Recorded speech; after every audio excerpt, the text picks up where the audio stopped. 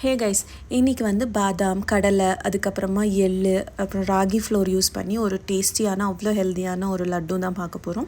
First வந்துட்டு நம்ம எல்லாத்தையும் கொஞ்சம் ட்ரை ரோஸ்ட் பண்ணி எடுத்துக்கணும். என்னென்ன அப்படின்னா, பாதாம் வந்து 1/2 கப், கடலை வந்து 1/2 கப், அதுக்கப்புறமா கருப்பு எள்ளு தான் நான் எடுத்திருக்கேன், அது வந்து ஒரு 1/4 கப், அதுக்கப்புறமா 4 கப் வந்துட்டு ராகி ஃப்ளோர். இதை வந்து லைட்டாக நம்ம ரோஸ்ட் பண்ணி எடுத்துக்கணும். அதுவும் ராகி வந்து வறுக்கும் போதே வந்து நல்ல ஒரு வாசனை வரும், அது வரைக்கும் வறுக்கணும். அதுக்கப்புறமா நம்ம ட்ரை ரோஸ்ட் பண்ணது எல்லாத்தையுமே வந்துட்டு கொஞ்சோண்டு ராகி ஃப்ளோரோடையே சேர்த்து அரைச்சிடணும்.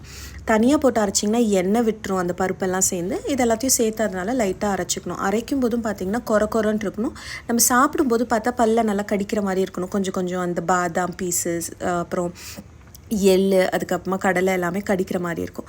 அதுக்கப்புறமா இதை வந்து உருண்டை பிடிக்கிறதுக்கு தேவையான அளவுக்கு மட்டும் நெய்யை நல்லா சூடு பண்ணிவிட்டு சூடோடையே இதில் ஊற்றிட்டு நம்ம வந்து உருண்டை பிடிச்சிடணும்.